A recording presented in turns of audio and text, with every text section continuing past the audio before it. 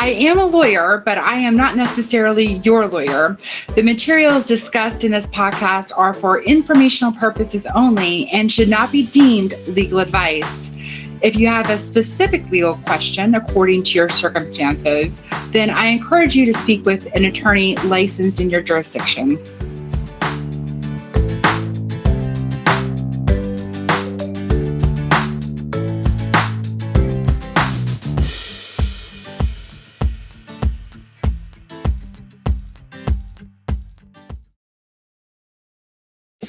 Welcome back to another edition of Ag Law Today. We have a very special guest coming from Georgia. Greg Smith is on the line. Greg, where exactly are you from and there in Georgia? And why don't you tell a little bit more about your practice to our listeners? Sure. So we're based in Bainbridge, Georgia, which is down in the southwest corner of the state. We're about 40 minutes north of Tallahassee, Florida here. So we're right on the Georgia-Florida line. My practice is primarily with real estate.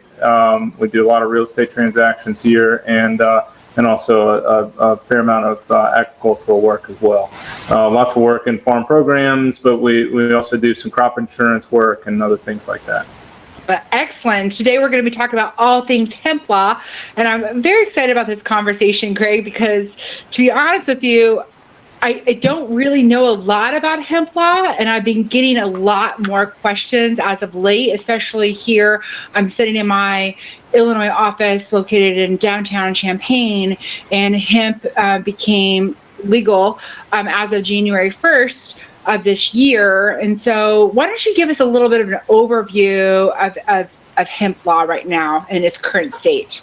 Sure. So it's an exciting area, I think, because it's a new crop, and so it was illegal in most places up until the 2018 Farm Bill legalized it, and still rules and regulations are still in the process of being ironed out, and so still can't be grown legally in a lot of places. So it's something that is hitting here all at once across the country, and I'm not sure historically how many crops have had that kind of introduction to farmers. So it's exciting, and there's a lot of exciting things going on there. At this time, most of the hemp is being grown for oil production, being put into CBD products that are being sold at various stores around the country. And so that's the purpose that most of these farmers are getting into it, is to produce for CBD. Lots of gray areas and lots of vagaries and things like that out there right now in the law and in the world of hemp. And so, of course, as lawyers, that gives us a lot of room to work and a lot of exciting things to work on. It's such a challenging area, I think, too, as an attorney, because there's a lot of differences from state to state, but then also there's conflicts between the state and the federal law. So to talk a little bit about federal guidance, what's the current state with the U.S. Department of Agriculture and any rules that it has promulgated? Sure. So the 2018 Farm Bill allowed for hemp to be grown nationwide, but then these rules and regulations have had to be put in place since then. And what the USDA did was it asked each state to go out and make their own set of rules and regs, and then send those up to the USDA for approval. And so the USDA, it gave its guidelines on what it wanted from the states, and then the states are one by one sending those up. There have been, I don't have the number in front of me right now, but there have been 6 or 7 Indian tribes and states that have gotten their guidelines approved by the USDA, and there are as many as 20 or 30 that are awaiting approval at this time, including Georgia is awaiting approval at this time. So there, once the approval comes down from USDA, then the states are allowed to issue permits, or the tribal organizations are allowed to issue permits for the farmers to be able to start actually farming hemp in their local areas. So I hear things about THC. Let's just start at the basics. What is THC? what is its importance in this area of hemp law, and what, if anything, has the USDA done in terms of regulations there? Sure. So THC is the psychoactive part of the cannabis plant. And so that is remaining. THC is still prohibited, and it's still not a viable product for farmers to produce at this point. So what the USDA has done is they have set what a lot of people believe is an arbitrary number, but they have set a number of 0.3% THC is allowed to be within the hemp that's being grown by the farmer, and if it goes over that level, then it has that crop has to be destroyed.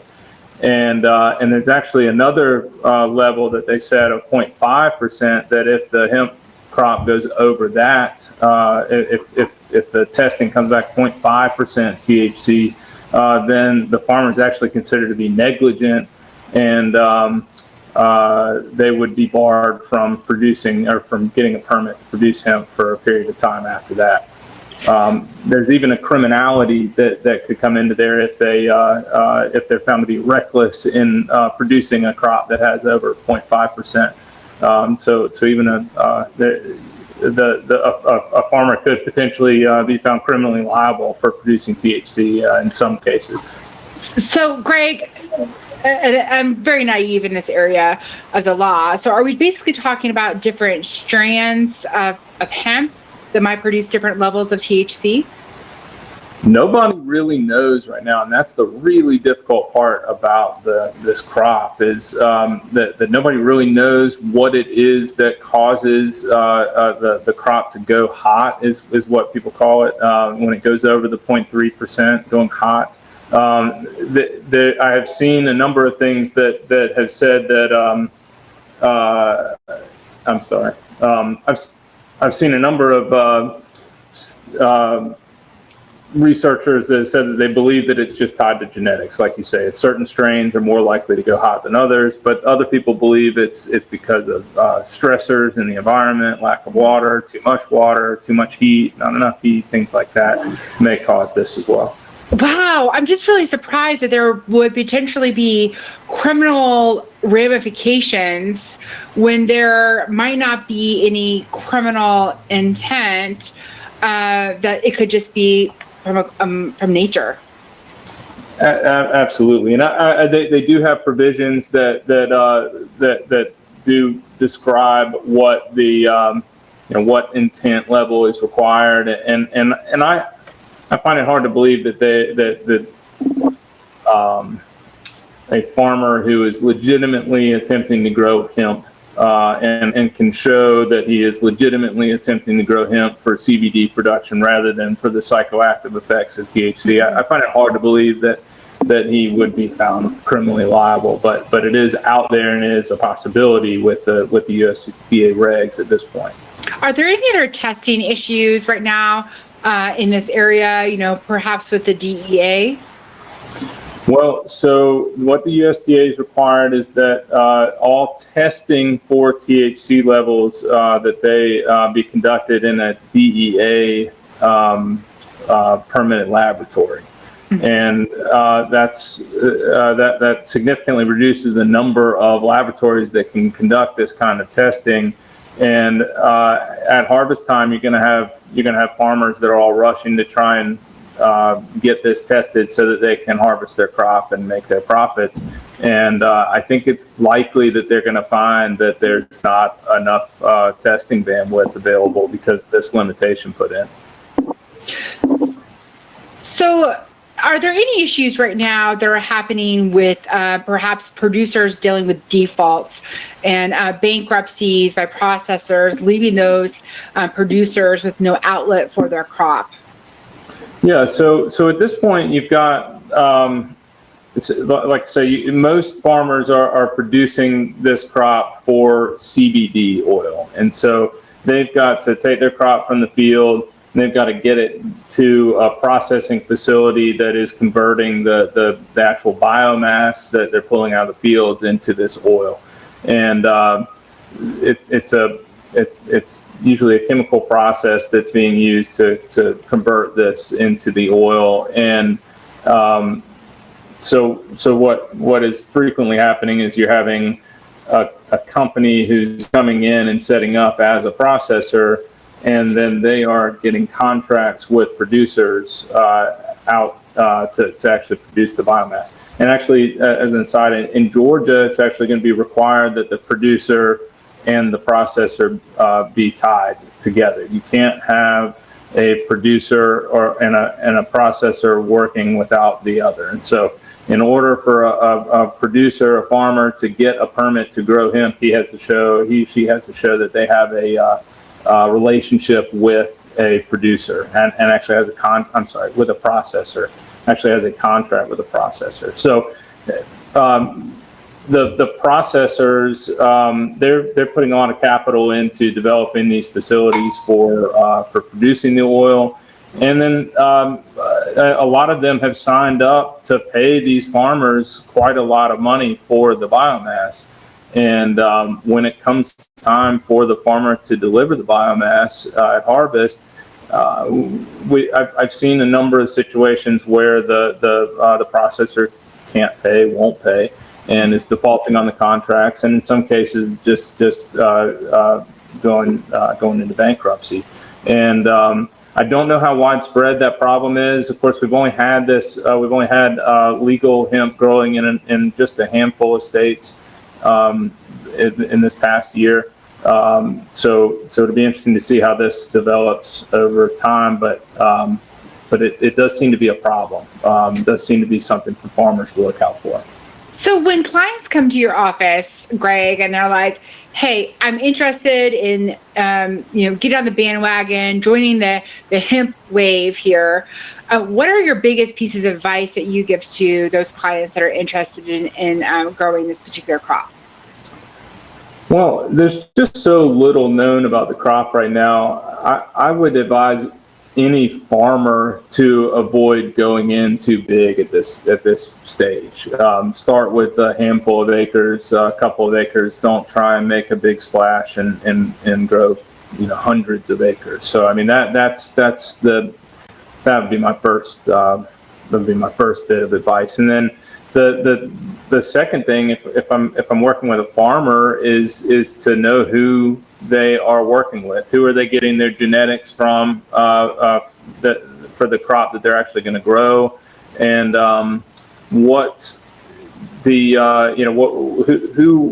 who is running this processor, and what kind of capital do they have available to them? Are they actually going to be able to live up to the promises that they make in a contract with the producer? So what are the types of contracts that you've seen in this hemp space? Like, for example, you were talking about a farmer who's interested in, perhaps marketing CBD oil, would go and take it to a processing plant. Is there a contract there? Or are there some things that, perhaps the farmer needs to be aware of with that processing relationship? Well, so it's a very expensive crop to grow. What I've seen is between $8,000 to $15,000 per acre that the farmer is going to be putting in to produce the crop. And so the contract is going to be very important. The farmer's going to want to have some assurance that their crop's going to be purchased by somebody on the back end, and they're going to actually have an outlet for that crop once it comes out of the ground. I think that there are a number of farmers out there this year that are finding that is not the case. They don't have a buyer, and so that obviously would be a tough situation to be in. Is hemp a covered crop right now with the federal crop insurance? It is this year, 2020. It is covered with crop insurance, but you do have to have a cropping history. So if it's your first year growing hemp this year, it would not be covered. All right, interesting. Okay, and then would there be perhaps private crop insurance that would be available to those producers on their first year? Private crop insurance, yes, but that's basically just going to be wind and hail. It's going to be very limited options. Okay. Got it. What other advice do you give to your clients? Maybe even just in terms of business formations. I mean, is there anything that people need to be aware of if they're growing hemp? Like with any operation, I think it would probably make sense to separate this out, to reduce liability, separate it out, and to have it in a separate entity. So maybe if you're doing just typical row cropping with your general partnership, maybe you would do your hemp producing might happen in a separate entity. Might make sense. So you would actually parcel it out, like if you had, like, let's say, I'm in the Midwest, so corn and beans, right? And then a separate entity for hemp, you would go ahead and separate that out then? I would certainly do that, although I'd want to sit down with my crop insurance agent and make sure that I'm not going to miss out on crop insurance opportunities by doing that.